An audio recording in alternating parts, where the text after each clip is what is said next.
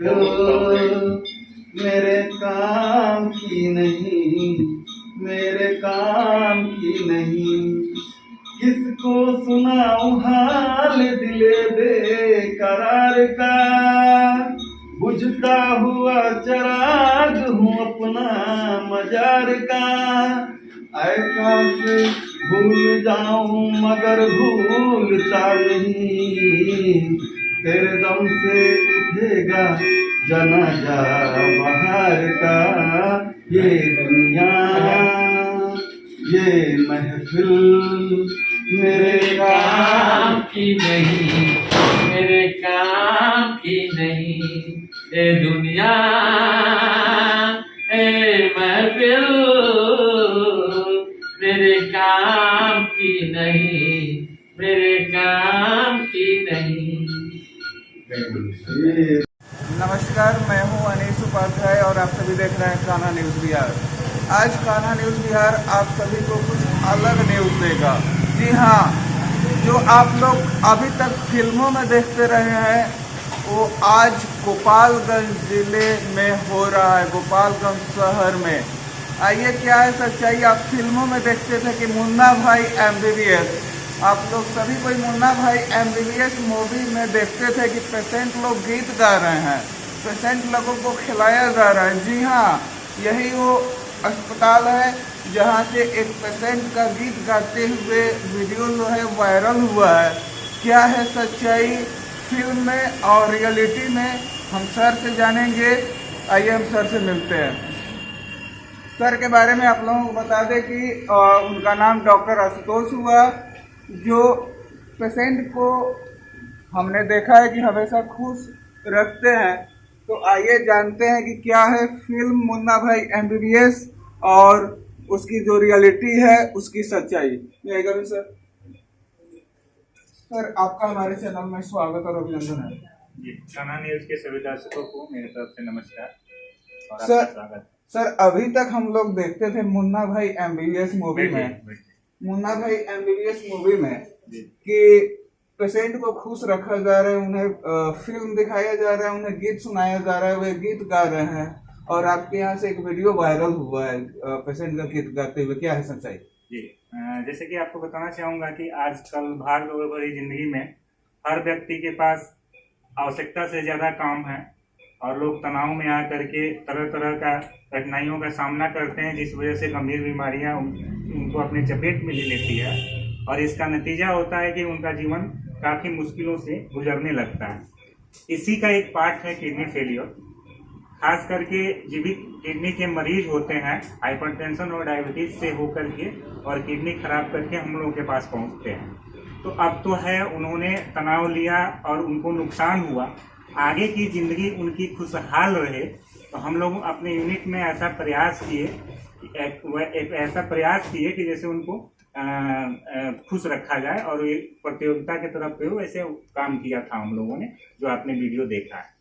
Sir, kidney की जहाँ तक बात आती है, नाम सुनते हैं किडनी की समस्या अगर होती है तो हम लोग रेंगटे खड़े हो जाते हैं।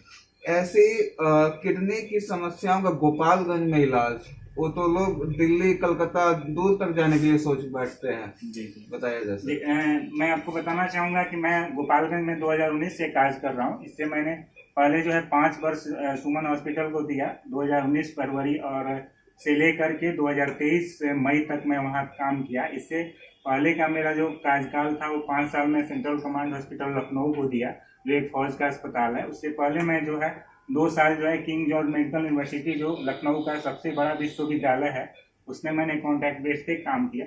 तो हम जो जगह जगह का जो सफ़र हमने किया, इसमें हमें ये फीलिंग आई कि ये बीमारी काफ़ी जटिल हो जाती है अगर मरीजों को सही मार्गदर्शन न मिले, सही समय पे उचित इलाज न मिले। और इसी चीज़ को ध्यान में रखते हुए हम लोगों ने 2019 में ये कार्य शुरू किया गोपालगंज में, जिसका पॉजिटिव रिजल्ट भी मिला। ऐसा मानना होता है, बहुत ऐसे मरीज हैं और लोगों का ये कहना होता है कि जो एक बार डायलिसिस पे आ गया उसको बैक होना बहुत मुश्किल होता है, लेकिन उसको भी हम लोगों ने क्रॉस करते हुए लगभग 125 से 26 ऐसे मरीज हैं जिसको हम लोगों ने सही समय पे बैकअप दिया और उनको गाइडेंस दिया, जिस वजह से उनकी रिकवरी हुई और वो अभी भी सही सलामत हैं। एक मेडिकेशन और एक डाइट पे रहते हैं और उनका जीवन बिना डायलिसिस के भी अच्छे से चल रहा है। अब आपको बता दूं कि कुछ ऐसी परिस्थितियां हो जाती हैं, जैसे इस बीमारी के स्टेजेस होते हैं।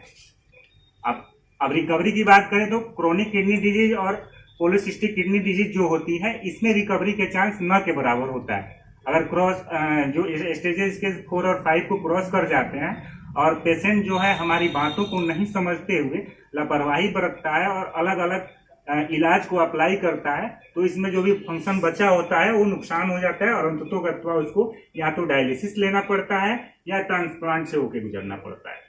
सर, ऐसे भी मरीजों के पास समस्याएं आती हैं या लोग जो सुनते हैं कि अगर एक किडनी काम करना बंद कर दे तो क्या वे लोग अपना जिंदगी जीवन यापन कर सकते हैं? देखिए, ईश्वर ने हमें 2 किडनियां शायद इसीलिए बना के दी हैं कि एक में अगर समस्या आती है तो आप दूसरे के अलावा दूसरे के सहारे अपना जीवन यापन कर सके। लाइक जैसे कि हमने आपको बताया कि किसी मरीज को शुगर हुआ, किसी को ब्लड प्रेशर हुआ, उसने अपना हमारा गाइडेंस नहीं पालन किया और उसने लापरवाही बरती, धीरे धीरे करके उसकी किडनी में खराबी आ गई।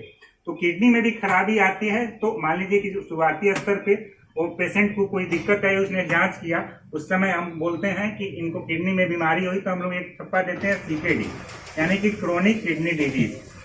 उस समय से जैसे जैसे उसकी किडनी में खराबी आती है, उसका फिल्ट्रेशन रेट कम होता है, उसके स्टेजेस बढ़ते जाते हैं।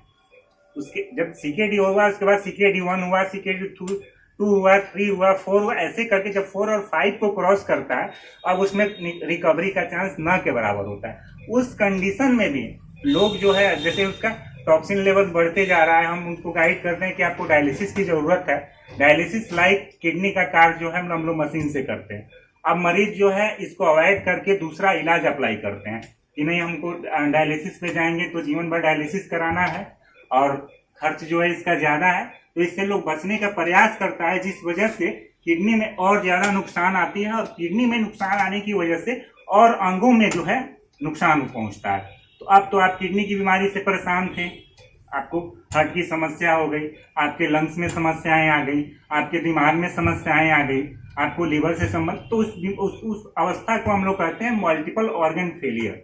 दिन पर दिन जो है मरीज का स्थिति बिगड़ते जाना, अब जो है संतुलन जो है शरीर का बिगड़ने लगता है और ऐसी अवस्थाएं जो है मरीज को जानलेवा साबित करती है और मरीज का जान भी चला जाता है। इतना दिन उन्होंने पैसा भी लगाया और जो है अच्छा पालन नहीं करने की वजह से उसको भिन्न अंगों में नुकसान आया और उसकी जीवन जो है खतरे से बाहर चली जाती है और उसकी मौत हो जाती है। सर, एक आखिरी क्वेश्चन है, लोगों के मन में ये रहता है कि बार बार उन्हें पेशाब जाते हैं करने के लिए, लगातार उनको होता है, तो वे समझते हैं कि मेरा शुगर जो है बढ़ गया है, तो इसकी क्या ऐसा चाहिए? जी, अगर बताया जाए बार बार पेशाब आना तो एक पहला इंडिकेशन तो ये होता है कि शुगर का बढ़ना, लेकिन उसके अलावा भी कई कारण होते हैं, जैसे कि पेशाब के रास्ते में कोई रुकावट होना, किडनी में स्टोन बनना, पेशाब में के रास्ते में संक्रमण होना, इस वजह से भी पेशाब का बार बार आना होता है। और इस समय बहुत लोगों का मानना होता है कि कुछ अपने से संयम बरतते हैं और बोलते हैं कि हम ठीक हो जाएंगे। इसी अवस्था में क्या होती है, लाइक मान लीजिए कि अगर आपके पेशाब के रास्ते में कोई स्टोन बन गया है, आगे स्टोन फंस गया है, तो इसमें यूरिन रिटेंशन हो रहा है, किडनी अपना काम करता है, पेशाब जो है वापस जाता है गुर्दे में, इस वजह से उसको और इन्फेक्शन बढ़ने लगता है और तेजी से गुर्दे में खराबी आने लगती है। तो अगर ऐसा इंडिकेशन किसी को मिलता है, उसको बार बार यूरिनेशन हो रहा है या उसके पेशाब में जलन हो रहा है, उसको फीवर आ रहा है या किसी प्रकार की ऐसी समस्या आ रही, पेशाब में झाग आ रहा है, तो उसे अपने नजदीकी डॉक्टर से संपर्क करना चाहिए, न कि अपने मन से जो है इलाज करना चाहिए। तो ये थे हमारे साथ डॉक्टर आशुतोष, इन्हीं खबरों के साथ बने रहें। जय हिंद।